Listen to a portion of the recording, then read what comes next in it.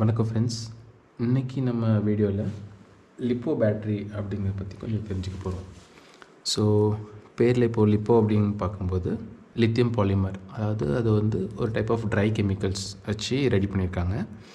So இது வந்து light வெயிட்டாக இருக்கட்டும் அப்படிங்கிறதுக்கு கான்செப்டில் இது வந்து சாஷே அப்படின்னு சொல்லுவாங்க. அதாவது பேக்கெட்டாக இது வந்து ஒரு செல் அப்படின்னு சொல்லுவாங்க. இப்போ நம்ம எவ்ரிடே பேட்டரிஸ்லாம் சிங்கிள் செல்னு சொல்லுவோம். அது வந்து மெட்டல் பேஸ் கொடுத்துருப்பாங்க. ஸோ நம்ம இதில் வந்து அந்த வெயிட்டை குறைக்கணும் அப்படிங்கிறதுக்காக அவங்க வந்து பேக்கெட் மாதிரி கொடுத்துருக்காங்க. இது வந்து சும்மா நான் பிளாஸ்டிக் மாதிரி தான், கொஞ்சம் டஃபண்டாக வச்சுருப்பாங்க. பட் ஆல்மோஸ்ட் பிளாஸ்டிக்னு தான் சொல்லலாம். ஸோ இன்னும் ஒரு செல், ஸோ பேட்ரி கெப்பாசிட்டிக்கு ஏற்ற மாதிரி அவங்க செல்ஸ் வந்து நிறைய ஆட் பண்ணிவிடுவாங்க. ஸோ இப்போது இந்த இடத்துல பார்த்தோம்னா 4 செல் இருக்குது. இப்போ இந்த ஒரு லைன் தெரியுது இல்லை, இது எல்லாமே வந்து ஒரு செல். ஸோ இது வந்து 4 செல் பேட்ரி, இது 3 செல் பேட்ரி. இது வந்து பார்த்திங்கன்னா இப்போ இதில் நமக்கு மொத்தமாக 2 தான் தெரியுது. ஸோ இது வந்து 2 செல் பேட்ரி. இப்போது ஒரு செல்லுமே வந்து 3.7 வோல்ட் அப்படி இருக்கும். ஸோ இப்போது இது 3 செல் அப்படின்னு பார்க்கும்போது இது டோட்டலாக வந்து 11.1, அதாவது 3.7 + 3.7 + 3.7. இப்போ 2 செல் பேட்டரி பார்க்கும்போது 7.4 வோல்ட்டுன்னு இருக்கும். ஸோ இதில் பார்த்தா 7.4 வோல்ட் அப்படின்னு காமிக்குது. இதில் வந்து 14.8 வோல்ட், இது வந்து 11.1 வோல்ட். இதில் வந்து இந்த பிளாக் மார்க் வச்சு இதை ஹைலைட் பண்ணியிருக்காங்க. ஸோ இந்த மாதிரி பேட்ரி வந்து மார்க்கெட்டில் நிறைய அவைலபிளாக இருக்குது. ஸோ பேட்ரி எப்படி சூஸ் பண்ணுவோம் அப்படிங்கும்போது உங்களோட மோட்டர் கெப்பாசிட்டி, இப்போ சில மோட்டரை வந்து 3 செல் யூஸ் பண்ணணும், இல்லைனா 4 செல் யூஸ் பண்ணணும், இல்லைனா வோல்டேஜ் கொடுத்துருப்பாங்க. அதாவது 11 வோல்ட்டுக்கு தான் மேக்ஸிமம் கொடுக்கணும், இல்லைனா 14 வோல்ட் வரைக்கும் இது கெப்பாசிட்டி யூஸ் பண்ணலாம் அப்படின்னு. ஸோ எங்கிட்ட இருக்க மோட்டரில் நான் சொன்ன மாதிரி இது வந்து லைட் வெயிட்டாக இருக்கும். இப்போது ஆனால் இது டோட்டல் வெயிட் இப்போ வந்து பேட்ரி பார்த்திங்கன்னா ஆல்மோஸ்ட் ஒரு 110 கிராம்ஸ் 120 கிராம்ஸ் அந்த ரேஞ்சிலாவது இருக்கும். பட் அதுக்கேற்ற மாதிரி கெப்பாசிட்டி அதிகமாக இருக்குங்கிறதுனால நம்ம அந்த பேட்ரிக்கு யூஸ் பண்ணுறோம். இப்போ இது நம்ம அந்த எவ்ரிடே செல் இல்லைனா அந்த மாதிரி ட்ரை செல்லாம் யூஸ் பண்ணுறோன்னா ரொம்ப ஹெவி ஆயிரும். அதே மாதிரி நம்ம மொபைலில் யூஸ் பண்ணுற பேட்ரி பார்த்தோம்னா லித்தியம் அயான், அதையும் யூஸ் பண்ண மாட்டோம்னா அதோட டிஸ்சார்ஜ் கெப்பாசிட்டி ரொம்ப கம்மியாக இருக்கிறதுனால, இப்போது டிஸ்சார்ஜ் அப்படின்னு பார்க்கும்போது இந்த பேட்டரியால் எவ்வளோ டைம் ரன் ஆகும் அப்படிங்கிறது நமக்கு தெரியணும். இப்போது பேட்டரியில் வந்து பொதுவாக வோல்டேஜ், மில்லி ஆம்பியர் ஹவர், அப்புறமா சி ரேட்டிங், இந்த 3மே கொடுத்துருப்பாங்க.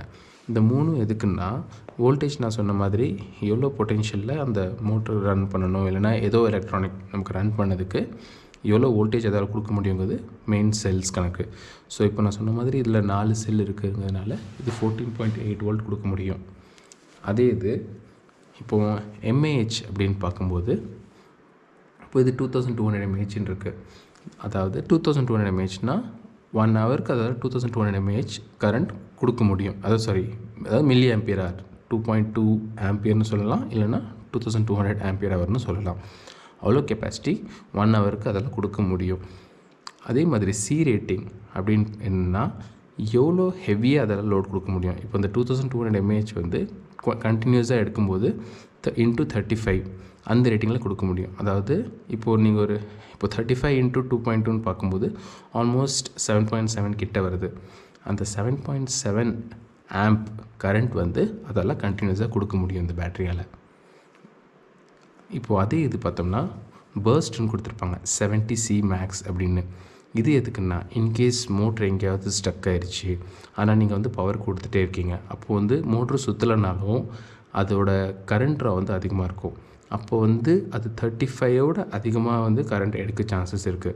அப்படி எடுக்கும்போது இந்த பேட்டரியால் ஒரு குறிப்பிட்ட டைம், அதாவது ஒரு 10 12 செகண்ட் வரைக்கும் அதில் கொடுக்க முடியும். அதுதான் வந்து இந்த மேக்ஸிமம் பர்ஸ்ட். அதாவது 70C, அதாவது இதோட ஆல்மோஸ்ட் டபுள் அவ்வளோ கரண்ட் அதில் கொடுக்க முடியும். இப்போ 7.7 ஆம்ப்னு நான் சொல்லும்போது அது வந்து 14 ஆம்ப் வரைக்கும் கொடுக்க முடியும். அதுக்குள்ளே நம்ம வந்து மோட்டரை ஸ்டாப் பண்ணிடணும். ஸோ அது வந்து சேஃப்டி, இல்லைனா பேட்ரி வந்து ஸ்வெல் ஆயிரும். ஆக்சுவலாக லிப்போவில் இருந்தது டிஸ்அட்வான்டேஜ் என்னென்னா, இது நான் சொன்ன மாதிரி பேக்கெட். ஸோ இதில் இன்கேஸ் ஒரு ஷார்ப்பான ஒரு டூலில் வச்சு இல்லைனா ஊசி வச்சு நம்ம குத்துனா கூட பஞ்சர் ஆச்சுன்னா கூட ஹெவியாக எக்ஸ்ப்ளோட் ஆகாது, பட் ஹெவியாக தீ தீ வந்து ரொம்ப பெருசாக இருக்கும். ஸோ இதை சார்ஜிங் டிஸ்சார்ஜிங் பண்ணும்போது கூட மேக்ஸிமம் ஒரு அடைச்ச இடத்துக்குள்ளே வச்சு பண்ணுறது சேஃப் கிடையாது. நம்ம இப்போ பேட்ரி வந்து இதை பார்த்தாச்சு. இப்போ இது வந்து கனெக்டர்ஸ். இப்போ பேட்டரியில் பார்த்தோம்னா இதுதான் வந்து மெயின் அவுட்புட் கனெக்டர். இதில் இருந்து தான் பேட்டரியோட பவர் வரும். இது வந்து பேலன்ஸ் சார்ஜர், பேலன்ஸ் கனெக்டர்னு சொல்லுவாங்க.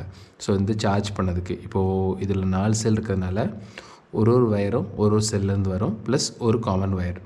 இப்போ வந்து பாசிட்டிவ் நெகட்டிவ்னு சொல்லலாம். ஸோ இந்த ரெண்டும் சேர்ந்து ஒரு வயர், இந்த ரெட்டும் இந்த பிளாக்கும் சேர்த்து அடுத்த செல்லுக்கு, அதுமாரி இந்த ரெண்டும் பார்த்தோம்னா அடுத்த செல்லுக்கு. இந்த மாதிரி 4 செல்லுக்குமே தனித்தனி பேலன்ஸில் சார்ஜ் போகும். நான் ஏற்கனவே சொன்ன மாதிரி இப்போ 3.7 வோல்ட் அப்படிங்கும்போது ஒரு செல்லுக்குமே 3.7 வோல்ட் வந்து அதோடய ஸ்டோரேஜ் கெப்பாசிட்டியாக தான் இருக்கும். இது சார்ஜ் பண்ணும்போது ஒரு செல்லுமே 4.2 வோல்ட் வரைக்கும் சார்ஜ் ஆகும். அதாவது டோட்டலாக ஒரு செல் வந்து 3.7லேருந்து 4.2 வரைக்கும் போகும். அதே மாதிரி ஒரு பேட்ரி டிஸ்சார்ஜ் பண்ணும்போது, அதாவது இப்போ பேட்ரி நீங்கள் யூஸ் பண்ணுறீங்க, அப்போ மோட்டர் ரன் ஆகுதுன்னா அது வந்து 3.3 வோல்ட்டுக்கு கீழே போகக்கூடாது. போச்சுன்னா நம்ம பேட்ரி ரிகவர் பண்ணுறது ரொம்ப கஷ்டம். ப்ளஸ் அது ஸ்வெல் ஆகி தீப்பிடிக்க கூட வாய்ப்பு அதிகமாகவே இருக்குது. ஸோ இது நான் ஏற்கனவே சொன்ன மாதிரி இந்த இதில் பார்ப்போமா, இது அவுட்புட், இது வந்து 3 செல் பேட்ரி.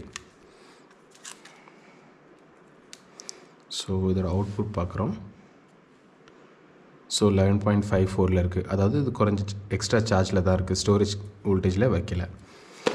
இப்போது இதோட இண்டிவிஜுவல் செல்லில் வோல்டேஜ் பார்ப்போம்.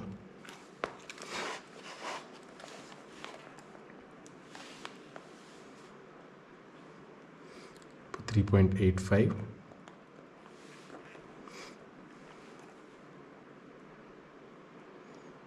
3.83, அடுத்த செல்லுக்கு பார்த்தோம்னா 3.86,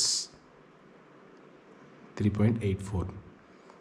இப்போ ஒன்று ஆட் பண்ணிட்டே வரலாம். 3.83 அடுத்த செல் கூட ஆட் பண்ணால் 7.7, அதாவது 2 செல் அப்படிங்கும்போது அடுத்தது 11.56 வரைக்கும் நமக்கு இருக்குது.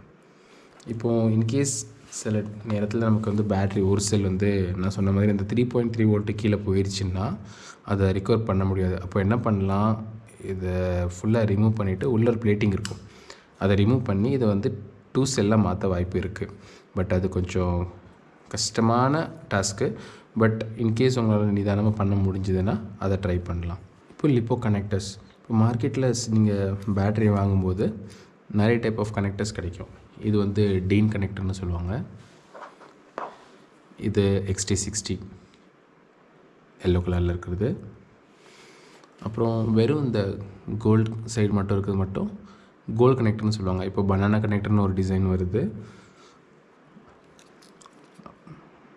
ஸோ இது உள்ள இருக்கிறது வந்து பனானா கனெக்டர். அந்த XT60 இருக்குல்ல, இதே மாதிரி தான் பனானா கனெக்டர் இருக்கும். இது கோல்டு கனெக்டர். ஸோ இது வந்து கொஞ்சம் ஃப்ளெக்சிபிளாக இருக்கும். ஸோ உள்ள ஃபிட் ஆகாத மாதிரி.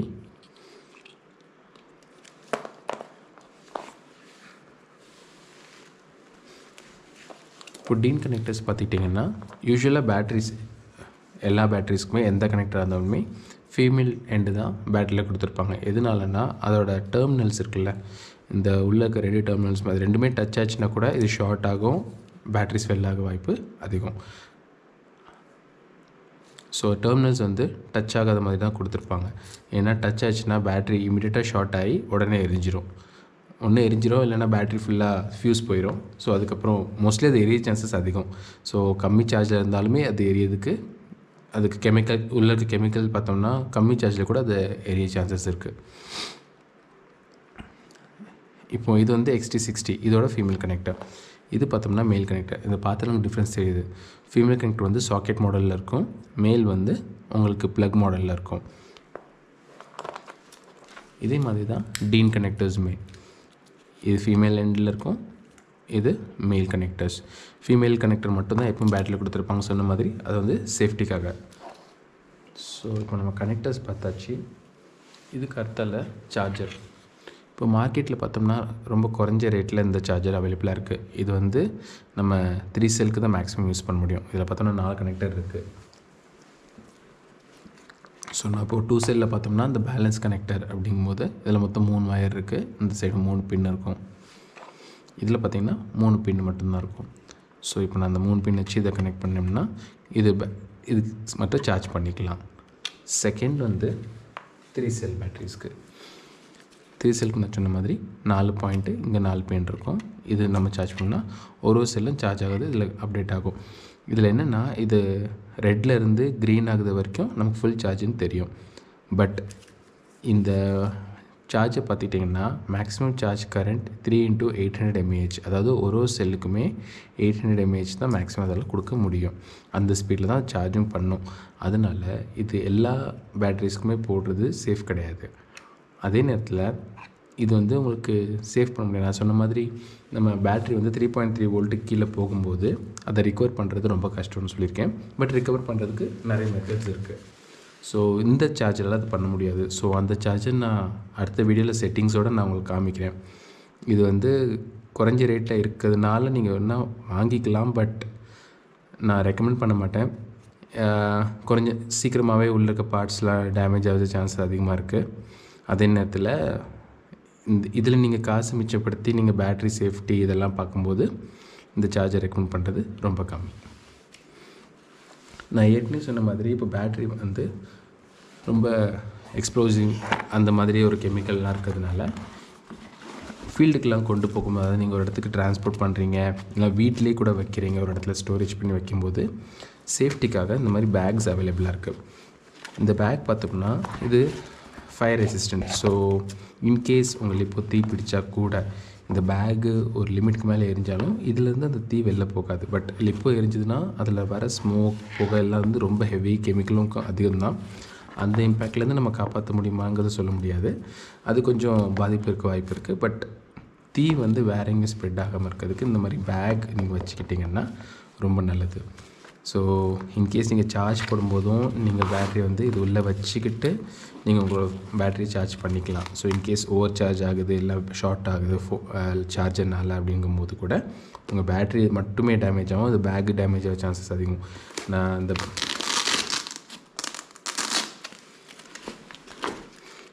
அந்த பேட்ரி வந்து ஆல்மோஸ்ட் வாங்கி ஒரு 5 வருஷத்துக்கு மேலே இருக்கும். நார்மலாக ஒரு பேட்ரி க்ளீனாக கரெக்டாக சார்ஜிங் டிஸ்சார்ஜிங் அதெல்லாம் ரெகுலராக யூஸ் பண்ணிருந்தீங்கன்னா பேட்ரி லைஃப் ரொம்ப அதிகமாகவே வரும். ரொம்ப டீப்பாக டிஸ்சார்ஜ் பண்ணாதீங்க. இதுக்குன்னு ஆன்லைனில் வந்து லிப்போ செக்கர்னு ஒன்று வரும். ஸோ அடுத்த வீடியோவில் நான் அதை உங்கள்கிட்ட காமிக்கிறேன்.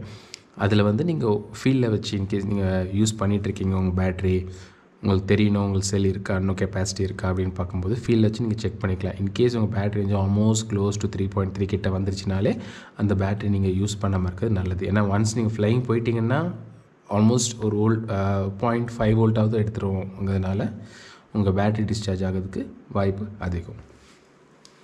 என்னோட இந்த வீடியோ முடிச்சுக்கிறேன். ஏதாவது சந்தேகம் இருந்தால் ப்ளீஸ் கமெண்ட்டில் ஆட் பண்ணுங்கள். நன்றி, வணக்கம்.